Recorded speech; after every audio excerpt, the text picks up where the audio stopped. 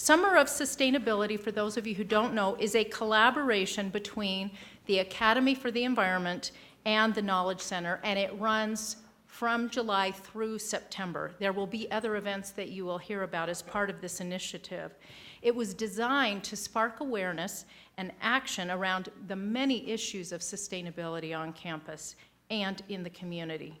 What better place to start a conversation about those issues than here at home? We launched the Summer of Sustainability yesterday with a Truckee River cleanup in Sparks. So a good 50 people that are associated with this event went and picked up trash and other products to clean up that portion of the river as a good way to show that it's not just learning things in our head, but taking action that makes a difference. We're so fortunate that we were planning with the Truckee River cleanup with the Keep Truckee Meadows Beautiful. Jamie Sousa and Jay Merriman were invaluable, and I wanted to be sure and thank them both for helping. Also, the Parks and Recreation staff of the City of Sparks were exceptionally helpful in taking those bags and guiding us. I want to acknowledge the City of Reno, the marketing staff, and Jason Geddes, the Environmental Services Administrator for the City of Reno, who is also a member of the Board of Regents. They're working closely with us to do things in August, which includes a bus tour for the university and city officials to get a closer look at key sustainable sites on campus and around the city. Our ultimate partner in the Summer of Sustainability is the Office of Undergraduate and Interdisciplinary Research, which houses the Academy for the Environment. We have been delighted to work with Mike Callipy, the Assistant Director for Research, and his staff, Amber Yoder and Christina Clack. The Academy for the Environment received a large sustainability grant several years ago to support projects on campus that improve sustainability and reach out to the public. He can tell you a little bit about that. But the art exhibit here in the building is one of the community awareness projects. Mike is here to tell you a bit about the grant, and then he will introduce our wonderful speaker, Bonnie Monteleone. So I am going to turn the time over to Mike Callipy.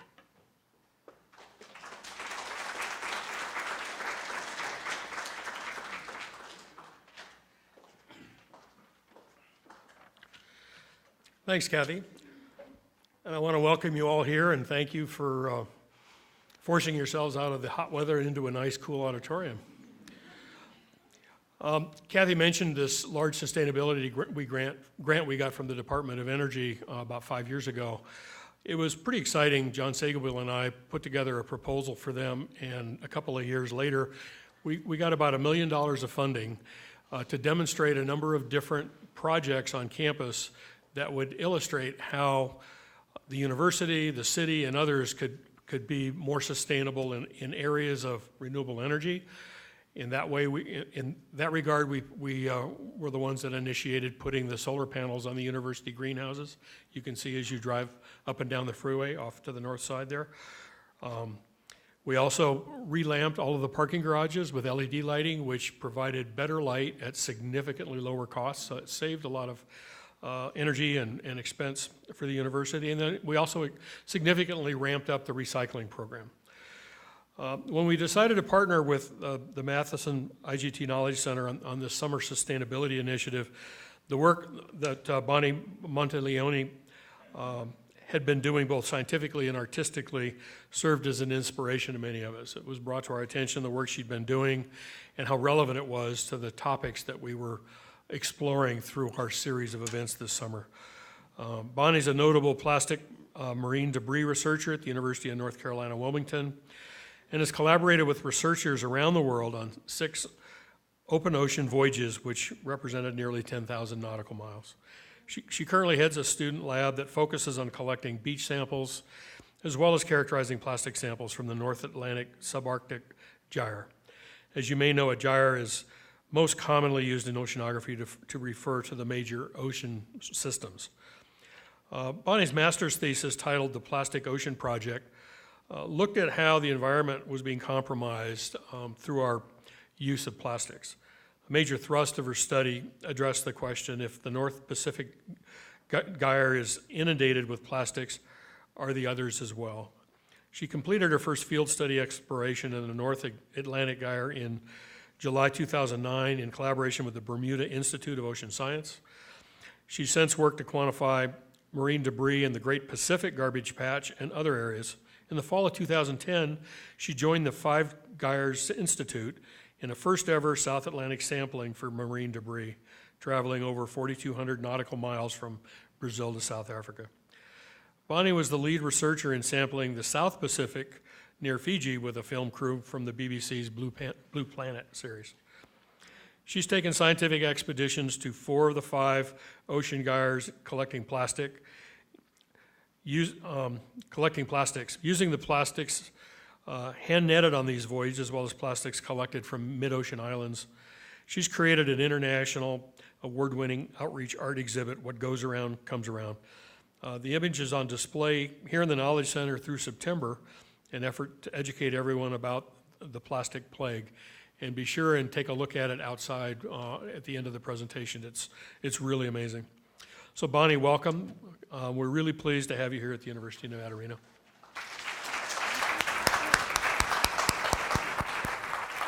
Hi, this gives me hope seeing so many faces here. You know, I'm somebody from the East Coast, and you're kind of saying like, well, what does this have to do with me? Plastic in the ocean, right? And I was trying to come up with a cheeky title like how going into the middle of the ocean brings me into the middle of the desert. But as I was thinking about it, I thought, no, I'm going to stick with what I've got there, Plastic Ocean Project, Inc., because I'm going to tell you a little bit of the story about how this went from a master's project, in fact, that was the title of my thesis, as was mentioned, Plastic Ocean Project, into a nonprofit organization. I want to thank all the students and the faculty and all of you who put this energy together in order to bring awareness to this issue of plastics, because the problem is we have been looking at it all wrong. We've been calling it waste. And the waste is that we call it waste because it really has value. And so what I'm hoping we can get from this conversation is, yes, it's a huge problem out there. But what we have to do is have a paradigm shift of what we're looking at when we call stuff garbage, because actually it's resources. So with that, I will start with how we got ourselves in this mess in the first place. So after World War II, you know, the women were working in the factories, and then the men were coming back from war, and they had to have these jobs. So we had to get really creative. How are we going to create jobs? How are we going to reboot this economy? So actually, economists were actually working on this at great length, and I think Victor Lebeau nailed it on the head, so I'm going to read this out loud. Our enormously productive economy demands that we make consumption our way of life, that we convert the buying and use of goods into rituals. Rituals, you like that? I like that one because my husband and I, on Sundays, every single Sunday, and instead of going to church, we went to the mall. So I was like, oh, that struck a chord. That we seek our spiritual satisfaction. Our ego satisfaction in consumption. We need things consumed, burned up, replaced, and discarded at an ever-accelerating rate. Well, did we achieve that? Yeah, all right. Yeah, we nailed it. And partly because we came up with these really great ideas, like taking plastics and adding all these different chemicals in order to make them do what we wanted them to do. It was affordable, it was cheap, we could dispose of it, and we could make more, which created jobs and also helped the economy. But the other thing we got really crafty about is how to make things so that they would break. So after we would use them a certain number of times, right? It would break, and then it would be so hard to replace that one part, it'd be cheaper to just go out and buy a new one. So that's what we ended up doing, and that's why we have this huge problem, right? So in the 50s, we were producing about 5 million tons of plastics. We are now up to over 300 million tons. So if we were to look at how much garbage we each generate, it's about 4.6 pounds per person. That equals to about 729 Empire State Buildings that we are putting in the ground every year. That's like building cities underground, right? But the other thing is it's ending up in places that it doesn't belong, like Truckee River that ends up in the Pyramid Lake, or into our oceans. Now, this is a relatively old statistic, but I think that we have to assume that it's probably gotten worse than this, so let's just use this one. According to the National Academy of Science study back in 1997, 6.4 million tons of trash were entering our oceans annually. That works out to about 35 million pounds of trash entering our oceans daily. And according to UNEP, which is the United Nations Environment Program, about 80% of that is plastic. So how does plastic end up in our oceans? Well, when I first started studying this, one of the things I wanted to know was, runoff. Okay, so it's from runoff. So let's look at the storm drains. So I had asked our city if they would be willing to videotape them just cleaning out one of the storm drains. And what you're seeing here is, of course, just on a simple street. This isn't a major highway or anything. And I don't know if you can tell what's in there, but can you just kind of shout out some of the stuff that you're seeing? That one-time use stuff? Styrofoam, plastic bottles, the clam containers. That's right. There's like all that paper and plastics, right? So let's just keep looking to see what they pull out of there. Yeah, you can see how packed it is too, right? So this storm drain says on it leads to the ocean. So some of it's getting out there and some of it packed in there enough where it didn't end up in there. But wait a minute, what in the world? Victor LeBeau, are you serious? There it is. There's this designing things to break, and then we just discard them in the most random places, right? Just go out and buy a new one. Now, this is downtown Wilmington, and I'm not sure if you're familiar with that is, but we're very close to the North Atlantic, and our main river is the Cape Fear River. So I took a picture after a storm, and as you can see, what is it that's going out to sea? It's heading right out to the North Atlantic. Again, all that one-time single-use plastics that we're using, right? So there's really three modes in which the plastic is entering our oceans. One is from runoff, the other is from beachgoers, and third, what's happening out in the ocean, either if somebody's purposely or not intentionally leaving stuff in the ocean. And who's impacted by it but our sea turtles, our marine mammals, our fish, and our seabirds. And I'm going to focus mostly on our sea turtles because I happen to work a lot with them. So of course, our oceans are downhill from everywhere, right? So even though we're at high altitudes, there's a possibility that anything that's on the ground can end up getting into a waterway that's then going to get into major waterways that will flush then out to sea. So as had been mentioned, I've been in the North Pacific garbage patch. Now, this circulation system known as a gyre is actually how our ocean keeps moving water, right? So if anything stays stagnant, that's when bad things happen, right? So the ocean has to keep circulating. So these circulation systems are taking what's coming off of the continental rim, it then banks off of the equatorial current, and then it circulates back around, and it creates this type of vortex. So in the center is typically a high-pressure system. And that's where sailors would always avoid, right? Because a high-pressure system is what?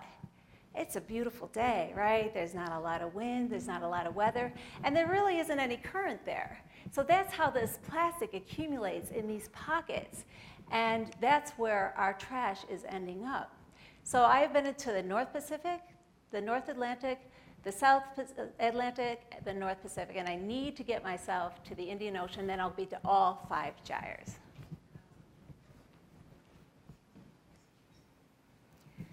Now, why is this such a big deal? I actually had a faculty member when I first started this research he came from industry, he was a polymerist, and he says, Bonnie, what's the big deal? There's plastic in the ocean. And so he went back to his office, and I just started firing pictures of the horrible things that are happening to our marine life because of plastic. And when he saw them, he came back to my office and he leaned on my file cabinet and he said, burn it. We have to burn it. That is the only way really to get rid of it. So how I got interested in this issue was I was in grad school, and my dream was to be a scientific writer. And so I was taking scientific writing, and I was told to read an article called Plastic Ocean by Susan Casey. And in this article, it described this man by the name of Charles Moore, who was sailing through the North Pacific, stumbled on all this plastic, went back to California, talked to some scientists, like he wants to know just how much plastic is in this region. So this article describes that 6-to-1 plastics is zooplankton. That's pretty staggering, right? To think a place where plastic doesn't belong is outweighing something that belongs there. But the other statistics that they were mentioning were the fact that marine life get entangled in it and then they ingest it. And there was another problem, and that was this turtle that was described in great detail that crawled into a milk jug ring. It was very small. And instead of that plastic breaking, that turtle was forced to grow around it. Now, I didn't have an image, so I went online to see if I could find it.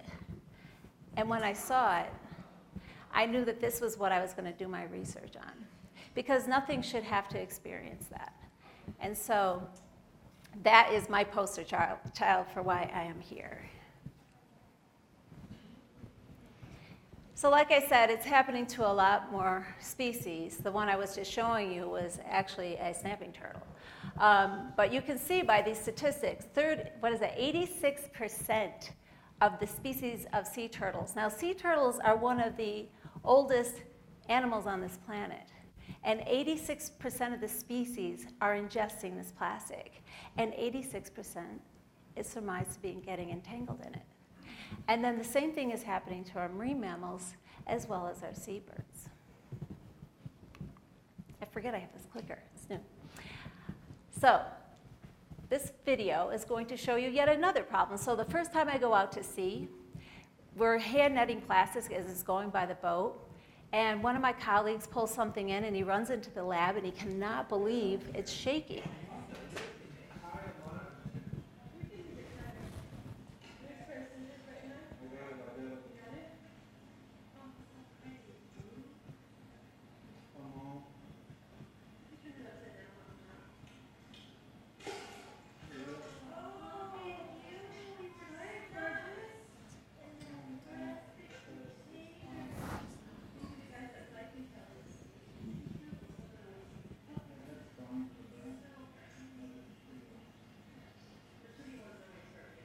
I love that. The pretty ones always hurt you.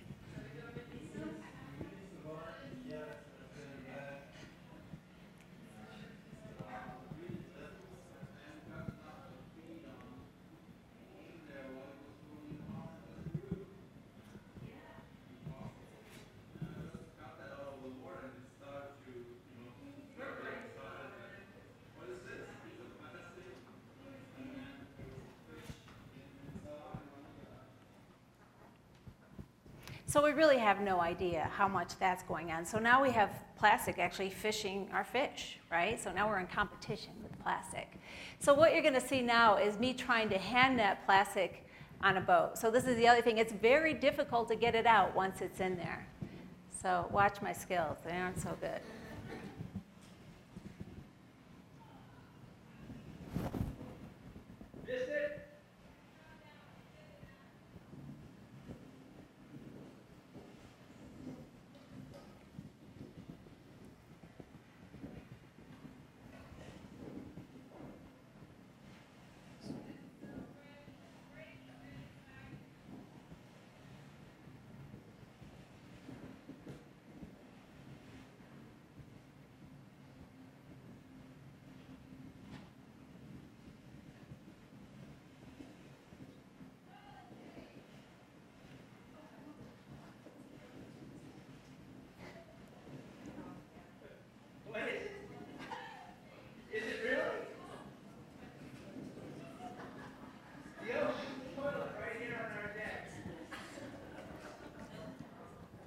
Now, when that happened, I mean, I was laughing so hard, I got to be honest with you, because I was kind of talking to the ocean, and I kept saying, you know, come on, send me something different this time, you know, something a little different. And when I pulled that out, I thought, you know, Anne, the ocean has a sense of humor.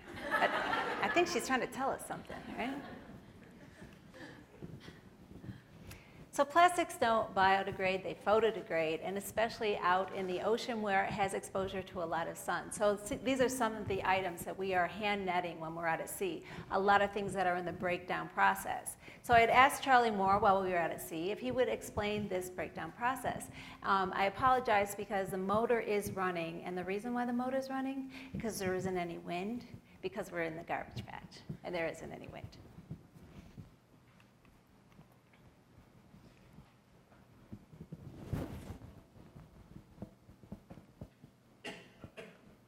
Come on, Charlie. Showtime. See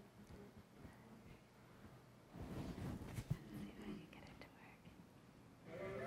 We are ready. Okay, what we're looking at here is the kind of the fragmentation process, which happens through the derivative of plastic when it reaches the environment. The derivative is caused by both the hydrolytic properties of seawater and the ultraviolet rays of the sun. Between this floating near the surface and being impacted by the UV rays, and the salt water leaching whatever software is going to put into the plastic, you get this gradual breakdown. Here we can see a crate that's just in the initial process of breakdown, and here we see a crate in the terminal process of the breakdown. So we got the beginning of the breakdown process and the ending of the breakdown process. In just a short amount of time, this would not be identifiable as having been a crate at all. And this one is just beginning that process of disintegration. So the photo and hydrolytic properties of seawater, the photodegradation, the oxidative degradation, and brittles the plastic, and it makes it so it's easy to break and go into small particles, which is the predominant thing that we pull up in our nets and our swells, is things that you can no longer identify as to their origin. These would So when he was saying trawl, what we find in our trawl, this is actually our surface sampling device from underneath, and it actually is a better way to look at it. So what we have here is a flow meter, and that gauges how much water is actually running through our sampler. It has a mouth on it, it's actually a meter across by 15 centimeters deep, so it's just skimming 15 centimeters of the ocean, right? It has this net associated with it, and it is 333 microns. And so the holes are so small you cannot even push a straight pin through.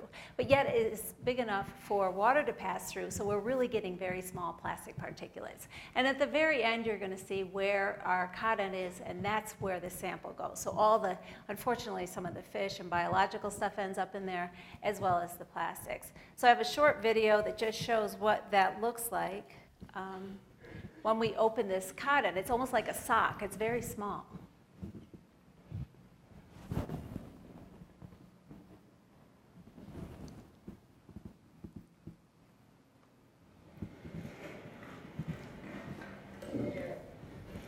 Oh no, it's going to play this game. Ew. Yeah.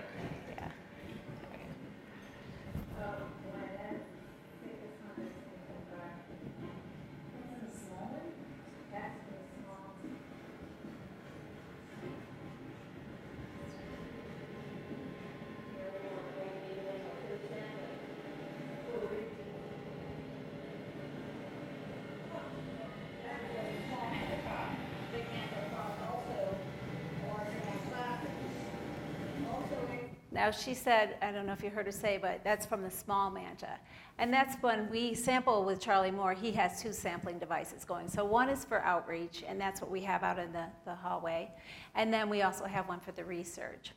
And here's the thing, right? So I've had people approach me and say, look, I've sailed across these oceans and I haven't seen any plastics. And that's because it's very difficult to see that, especially if you're not really looking for these microplastics that are floating by the ship. So the research I do in the North Atlantic, I've actually done 4 years worth now. I fly to Bermuda and I work with the Bermuda Institute of Ocean Sciences. And that has one of the longest running ocean research in the world. And we navigate around 100 miles and we collect our samples. Now the first time I went, the PI for the research that I was going, I was actually tagging along with other research. The woman said to me, Bonnie, I got to be honest with you. I've been out here for 30 years and I've never noticed there being a plastic problem. And when you said you wanted to come out here and sample these waters, she said that poor girl, she's going to be so disappointed. Well, now she has my research part of her research. So she's actually incorporated the Plastic Ocean Project into hers because she now sees that there is a problem. It's just the way we have to look at it or try to find it. So here's a really good representation of why we have to go out so far to find these plastic particulates. So Woods Hole, which is also where Maureen Conti works, they have been sampling the North Atlantic for over 25 years. And they do it as undergraduate studies. So these students were doing the same thing we are. They're throwing these nets overboard and they're just dragging them for about an hour. And then they're looking for these microplastics. So they have done this region here. And so you can see there's not a lot of plastic here. They don't really find any when they sample so close to shore. But when we get out into the middle of these gyres, that's where we're finding the accumulation of these plastic particulates. And it also illustrates that that's the region in which I do my sampling. So I'm kind of in a hot spot for determining where the highest concentrations of plastic particulates are. So believe it or not, we've been studying this since 1971. So 1971, scientists are in the North Atlantic and they're dragging this sampler looking for plankton and they pull in plastic particulates. And they're like, what is this? So they write a paper about it. So now we duplicate their research and we find that the mean of the plastic particulates that we find are 3 times higher than what they saw back in 1971. So if we were to multiply the sample and the distance we went by the size of the gyre, we estimate that there's 237,000 metric tons of these plastic particulates. And that's just the plastic, the little pieces of plastic. So we're not talking about the big stuff we hand net. And we're certainly not talking about what's below the 15 centimeters.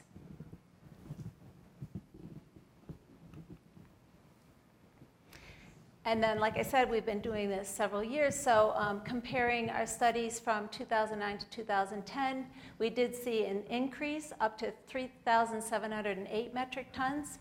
Now, what we're doing is slightly different than what they're doing in other research, like what Charlie Moore is doing, and that is we are looking at these surface eddies that happen in the North Atlantic. It's a very different ocean than the Pacific. So we have the Gulf Stream that is this very rapid current, and it spins off these eddies. So what we're looking at is how plastics actually accumulate in these eddies. We're also looking at sargassum. Sargassum is a free-floating weed that is only found in the North Atlantic. And so we're trying to understand that, does the sargassum serve as an aggregate for these plastics? So far, we have not seen that that's how it works, which is, we were surprised to find out. And then the research I did with Charlie Moore in 2000, now think how crazy this is, right? I read in a book, and you young people should pay attention to this because this is really important. I read in an article about this man sailing across this region, and he finds this problem. And I want to know if it's an urban legend or not. And a year later, I find myself on that very boat that I read about. And you want to know why? Because I was curious, because I wanted to know the answers. And I started asking those people that were in the know, how do I get on this boat? Could this be happening? Help, get me up to speed on how these issues could be applying to this problem. And so if you're young and you're passionate about something, or any age, gosh, I started when I was 45, you can find your passion, but you have to open your mouth. You have to ask questions, and you have to not be afraid to approach people that are in the know, because guess what? They love it if you're interested in what they're interested in. So here we are. I had to fly to Hawaii, and then those little boats that you're seeing there, these are the coordinates of the transect that we went with Charlie Moore. And while you see this little area here, this is that resampling site that we did. So this was over 3,400 nautical miles. We're out at sea for over a month. It's the first time in my life that I ever sailed. So there you go. Anything is possible.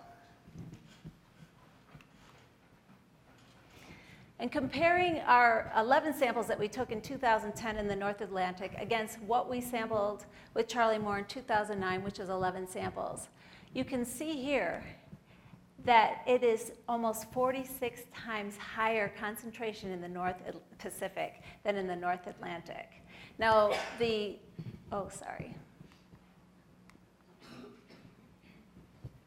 the standard of deviation is really high in the North Pacific. And if you were to ask Charlie Moore why that is, he would just tell you that the ocean is getting extra chunky. So when the standard of deviation is like that, it's meaning that there's a lot of very different size fractions, and that's why that number is so skewed. But regardless, it is a very dirty area in the ocean. And keep in mind that we are only looking at the surface, right? We're only looking at the microplastics. We haven't even begun to research what's going on below the surface.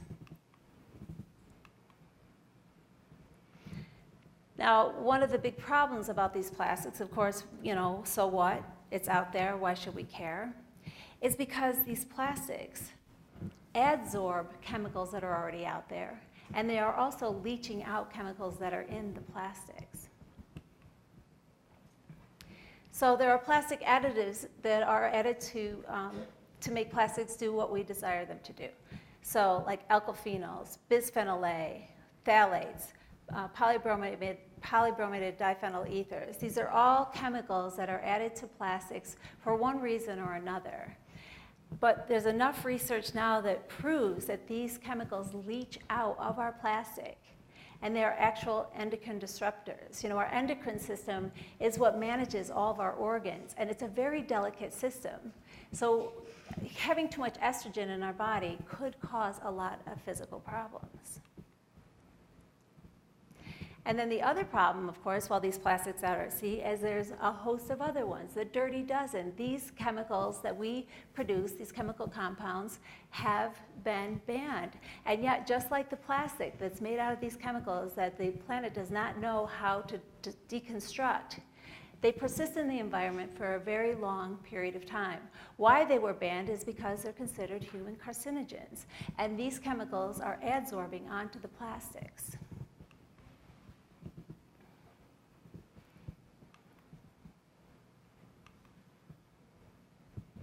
Now, why that's a problem is because fish are eating our plastic. So when I'm out at sea with Charlie Moore in 2009, one of the studies we were working on was collecting these fish. They're called myctophids.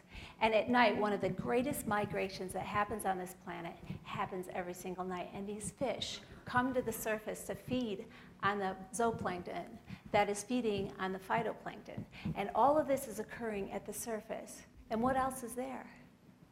Those plastic particulates that are absorbing those chemicals and leaching out the others. And why this is a big deal is because they're at the base of the food web. So we have these fish that are ingesting our plastic. Now, another big problem for them, you see these big pieces of plastics that was found in this fish? They serve as a life jacket, right? So now when the sun comes up, they have to hightail it back down. Only they have less room in their stomach for nutrients, and they have to fight against these plastics that want to float. So it's actually causing them to use more energy. Now, with all the research I had done before I started this, doing my field work, I had learned about these issues I already talked to you about, but I had not known that the bigger items that are in the ocean are being ingested. So in my art exhibit, you'll find that there's a lot of these pieces of plastic that have bite marks in them. Now, when I do my surveys on the beach of Wrightsville, I don't find these plastic. I don't find them with bite marks. But when we go to these islands inside gyres, that's where we're finding these plastics that are half-eaten or devoured, and we're thinking it's because there's biological stuff that's growing on it, and they're just feeding on that, and they're accidentally eating the plastic.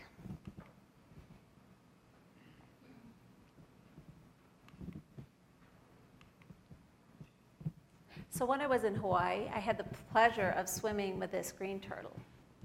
And let's see if I can get him to get going here, because I know we're short on time. So I'm trying to get his attention. I'm not going to lie to you. I'm wiggling my little GoPro. I want him to come over. I want him to take a closer look. So he does. He keeps coming in, and I'm not scared. And then he bites my camera. And it's just a really good example of, they'll try anything. They'll taste anything with their mouths, right? And luckily, it wasn't my finger.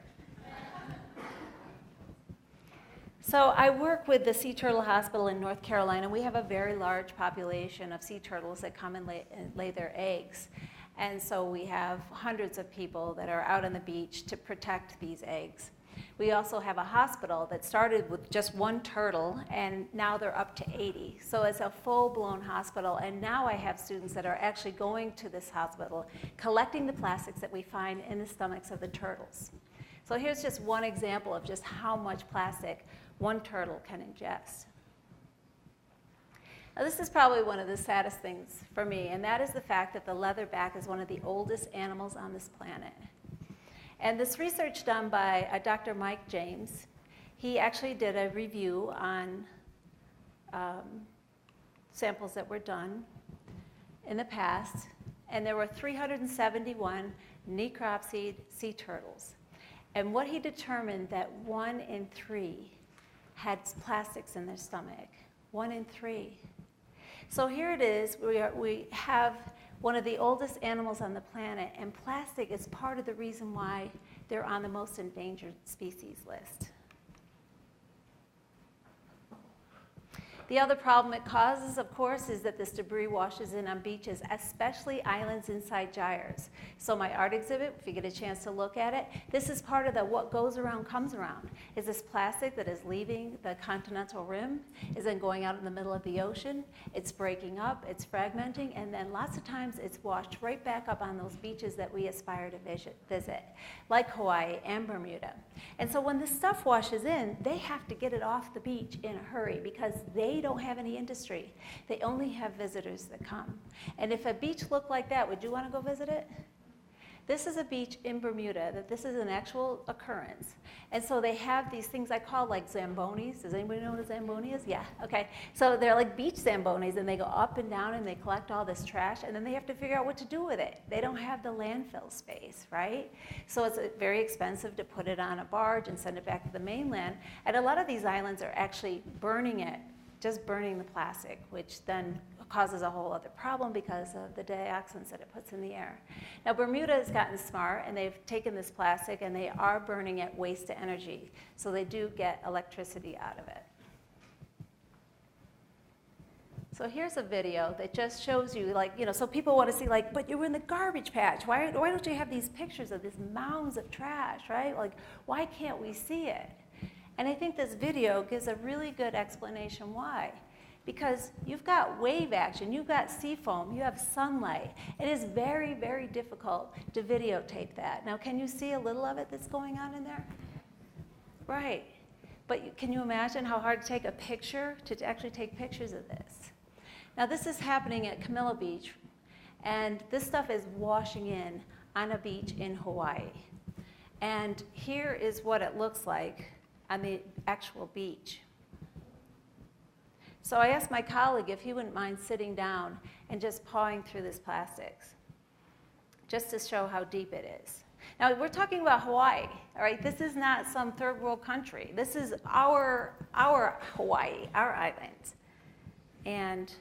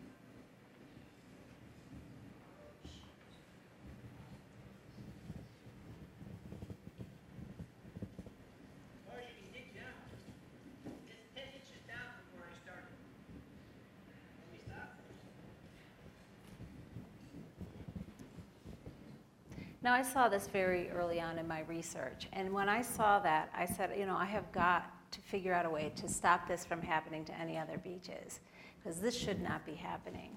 And would you want children playing in that? Like, this may be our new form of sand if we don't change the way we're dealing with things. Oops, no, come on now. So, over 40 years, we've been producing this plastic.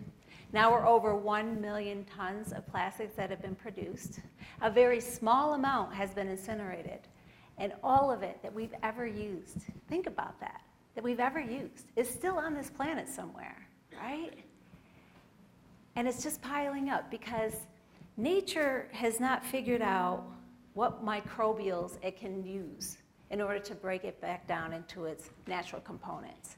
So it persists in this environment for a very long time, estimating 400 to 1,000 years, only because that's just a good number, because we know by just looking at 50 years, it isn't going away, not hardly at all on its own. So it's going to take an enormous amount of time for it to be absorbed back into the earth. So what are we going to do about it? It's really tough, right? I mean, every day, everything that we have, I mean, shoes have plastic, glasses have, things that we need. And then there's those one-time use items as well. So if we were to really want to take a handle on the amount of plastic that's being produced, we should probably target this number. So of that 300 million tons of plastic that are produced every year, over 50% of it is for single use. So this is where we really need to focus, because it's not to say that plastic is bad. There's a lot of really good purposes for it, like especially in our medical field. But we need to figure out a way to maybe not use so much. And there's another reason why.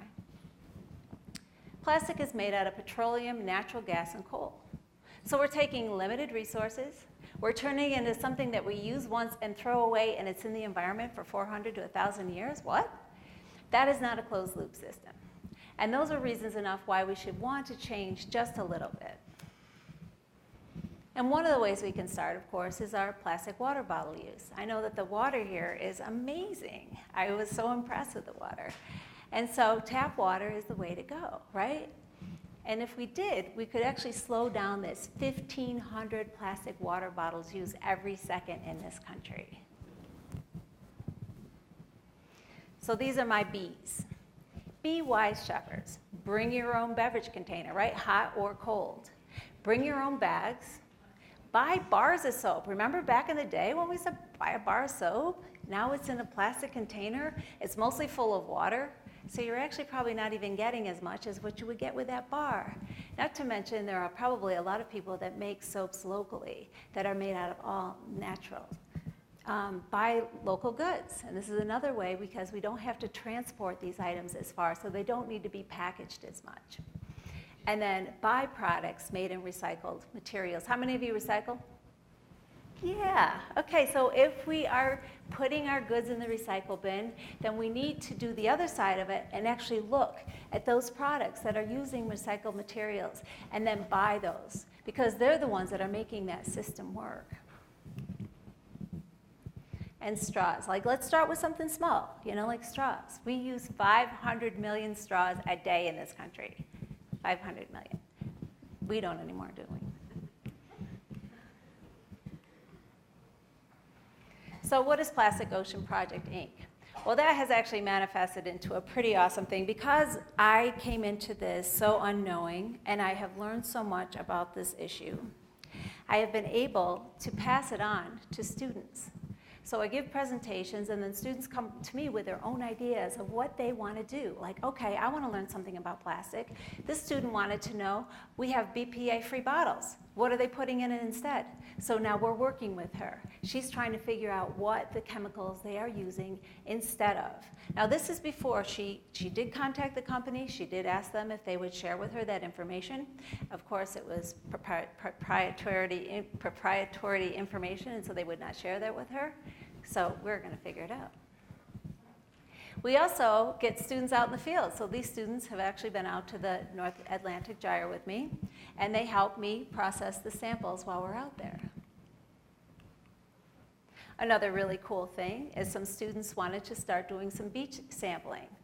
So 3 years ago, we started this project, and last year, this beach banned smoking. So now we have the preliminary data to show if that smoking ban is actually working. And these students have the potential of getting published just from this work that they're doing. And I think this has been part of the biggest problem with this issue with these chemicals that we're using for plastics.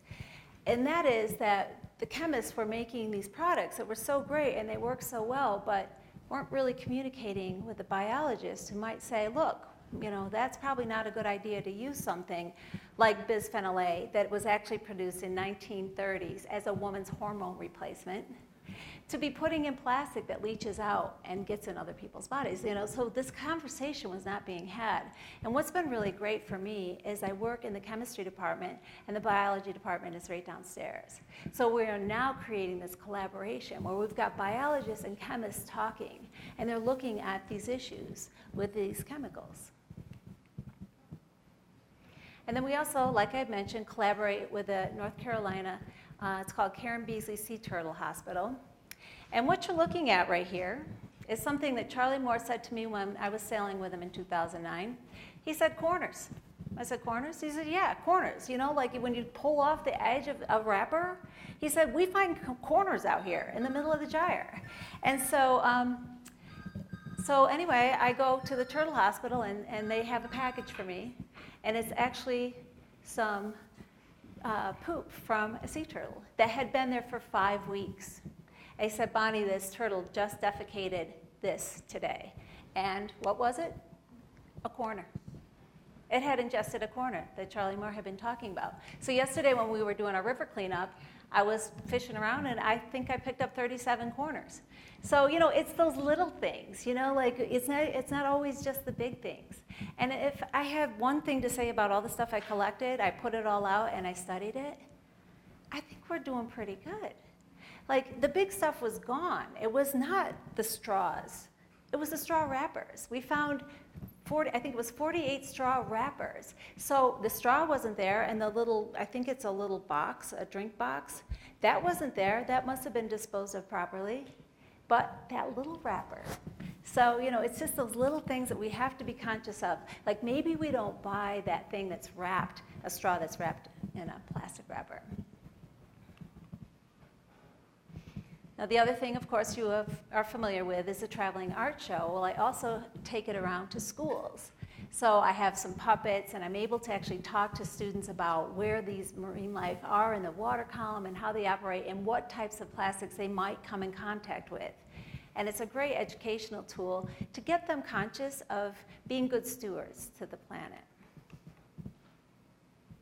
And then I'm also working with the Beautiful Nation Project, and this is a group that's sailing around the world. They've already have enlisted 1.6 million children from many different countries, from all different backgrounds, so they can all join on this voyage, so they can learn about the ocean, the animals in it, and the problems our oceans are having. So I'm going to be bringing my surface sampler out so I can talk to these students about why it's a problem and what they can do in their communities about it. And of course, I try to enlist students that are interested in going offshore for a month or for a semester, so a semester at sea with Woods Hole. And then lastly, these are my pet projects that I'm pretty passionate about. How many of you have heard about the 19-year-old that's trying to come up with a device that will clean up the ocean? Boy in slat? Yeah, a couple of you? Okay. So this young man is getting a lot of pushback because the ocean is very big and it's very foolish to want to clean up the ocean. And I say this, never tell a 19-year-old who wants to do something for the greater good that it's a bad idea. So let's work with him. Yeah, it's a daunting task, but let's see if we can help him figure out something that at least mitigates some of the debris that's out there. So I'm working with Boy and Slat. Also, a company called Plastic to Oil, where they're actually taking our plastics and they're turning into fuel. But guess what? It burns cleaner than the gas that you get at the pump. It costs $35 a barrel. So it really is part of the solution, because this is the thing. Once we give plastic value, it won't end up in places it doesn't belong. And that is a really good place to start. And last, I want to just mention the fact that Jack Johnson Foundation has reached out to my organization, where he's doing match funds up to $2,500. And he also invited us to his concert last month, where we got to set up a tent and talk to all of his fans about this problem with plastics and how to be part of the solution. And I just want to end with this video, because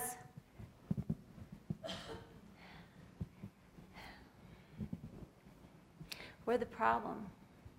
We're the problem and we're the solution, right?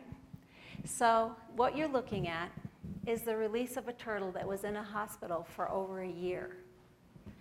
And it's finally going back home. And it's because people cared to do something about it.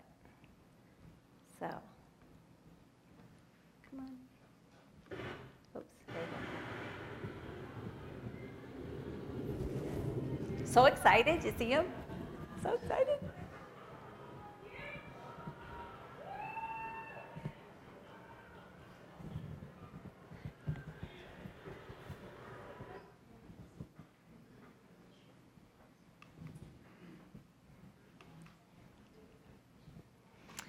And I would love to take any questions any of you might have.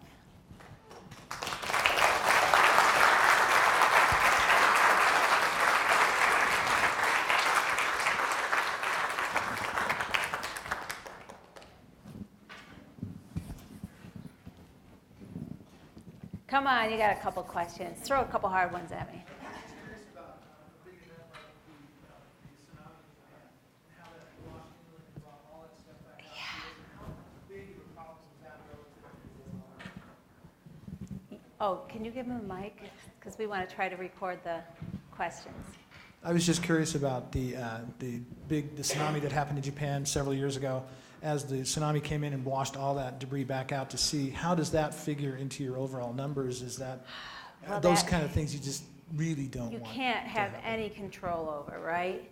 And that's where this whole reducing our use, so that if it's never made, it's not ever going to get out there, right? So that's a really preemptive way of tackling that problem. But for right now, oh yeah, it's a big problem. So Charlie Moore is back out at sea right now as we speak. You should check out his blog because he's telling some really crazy stories. And they're doing a lot of different research. And he is showing, they actually have a meter that shows the radioactivity of some of these plastics. So it's actually now radioactive, not anything to worry about, but they are showing radioactivity in the plastics that they're collecting.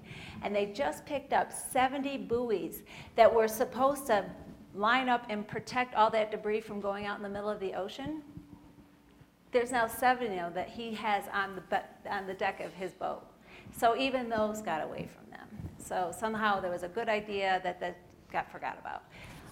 So yeah, that's a good question. I think that's part of it. Like, let's start preparing ourselves now. Like, maybe not use so much plastic, and then we don't have to worry about it as much. Yes. To clarify, does your organization focus on education mainly, kind of alerting the public with your research about what's going on with plastic, or do you guys also do a diversion portion of your organization where you're trying to actually reduce the amount of plastic that people are using? Well, that's such a great question because my art exhibit is part of the outreach portion of it. So we do a lot of research. Our goal is to get as many people interested in this and help them find the connections with the people that could help them facilitate the research that they're interested in. So that's pretty much, I've become the liaison. It's like, oh, you're interested in sea turtles? Let me get you involved with the Sea Turtle Hospital, and we'll help you set up with the experiments. We'll help you get whatever you need in order to get the experiments going. And then the other portion is the art exhibit. So after I did my thesis, I was like, I have all this plastic I collected from all these voyages, what am I going to do with it? And that's when I decided to turn it into something that maybe the masses could grasp. So when you see 25 feet of canvases, it's making you feel like you're out on the ocean with me, and you've seen what I've seen. Anybody else? Yeah.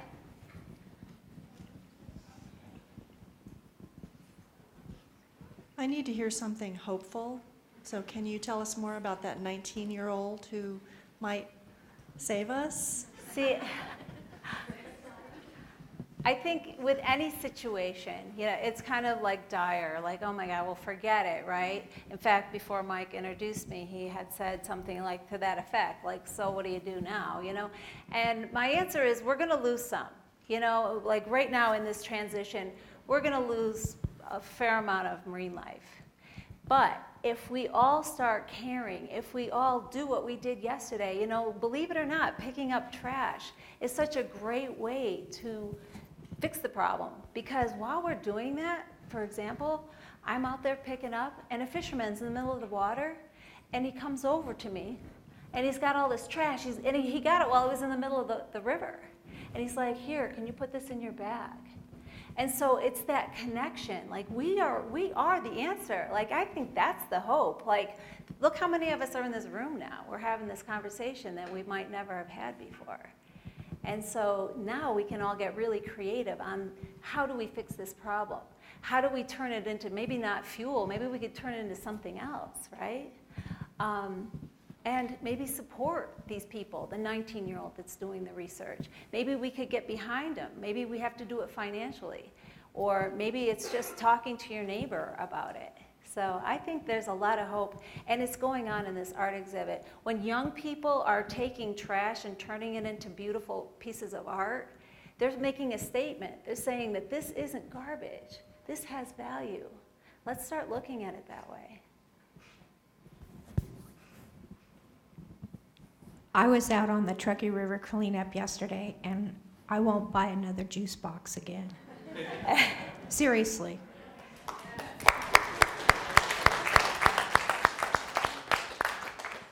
about the plastic that doesn't float? What happens to that? Yeah, that's such a great question, because that's the next frontier, right? That doesn't float? Oh, let me tell you. All right, this is so cool. I'm so glad you asked this. So, because I live close to the Atlantic, I went about 50 miles offshore, and we're trying to figure out how this sargassum works as an aggregate. You know, like, is there always going to be plastic where there's these sargassum lines? And so I brought a team of gentlemen that were free divers, and they had video cameras and such. And so they went down under, and I was on top, and I was assessing. And they came out of the water, and I'm not kidding you, I thought they saw a ghost, a shark. I'm like, what? And they're like, there's so much garbage down here. And I have videos if you want to see it. And it's different types. Like, so the hard plastics that we're finding on the surface, it was more like the cellophanes that were in the water column. So they dove down 30 feet, and the plastic was just literally going past the camera screen. So, yeah, there's a lot out there. There's a lot out there. And I don't know how we're going to fix it, but who knows? You know, there's supposed to be some kind of magnetic, have you ever, like, static that establishes on plastic sometimes that, you know, like, clings? Maybe it's that static cling that we can figure out a way to get it in that same thing happening in the water where it'll just draw the plastic but not hurt the marine life. Like, there's an idea that, you know, that's been out there, but we don't know how to get there. We're going to need some smart people to figure that one out. I think a guy that makes knives would be a smart guy. Anybody else? I'm sorry. I feel like I just killed you. Like, I'm just going to go home and hide under the blankets. Okay, it's on now. Good. This mic didn't work earlier. First of all, thank you so much for joining us here in Reno and doing what you do, and your work is spectacular. Thank you. I guess I have two questions. The first one is, you know, how effective what do you think about using art as a medium to communicate things to people? Because there's so much, you know, science denial in this world right now, and there's like some really overwhelming statistics, like with climate change or maybe military spending, and people can't comprehend, you know, what we're doing, and with plastic in the ocean. So, you know, I don't know. What else do you think about using art as a form of communicating to people who, I don't know, I hate to say, but maybe can't read or something? My answer to that is there isn't enough of it. There really isn't enough of it. And there's been this real barrier, you know, like there's science and then there's everybody else, you know, and we really need to figure out how to communicate better. And we're going to do that. And because I am more of a humanities person, that's why I'm here, is because I'm the big picture person. And so that's why I'm able to tap the chemist and say, hey, you need to talk to the biologist because what you're using is probably not so, you know what I mean? So it's that communication. We need all of it. And one of my favorite is, you know, this professor is up and he's talking, he's got this cartoon behind him, and it's like, oh my God, we were so stupid. We saved the planet and it was a hoax. There really wasn't climate change, you know? Like what a great way to kind of have sense of humor about it, right? Like, so we aren't using carbon now, you know, because we fell for it, darn it, you know? So, yeah, I agree with you. We have to get more people involved in this because it's fun, isn't it? I mean, you go and you look at the way, like the minds that took this garbage and turned it into something beautiful or something funny or whimsical, or it has movement. It's actually, you know, being moved by nature. I mean, it's really just some really great stuff. And that's how you connect people on different levels. It's just wonderful. And the other thing that I just wanted to almost just respond to is like adding value to the cleanup effort. And I think that's just a wonderful point that you made is if we can add value to going and collecting plastic, or if we can add value to sustainable energy, you know, and reducing oil dependency, you know, then it can work. It can. And that's what I hope to do with this plastic to oil, is to take it to third world countries where we can get people working, where they're actually picking up the debris and they're cleaning it and they're taking it to a place where they can get money for it. And then it's turned into fuel, right? So it doesn't have to be shipped in, especially to these islands where it's very expensive to ship in fuel. So. Thank you, Bonnie. Can we give Bonnie a minute?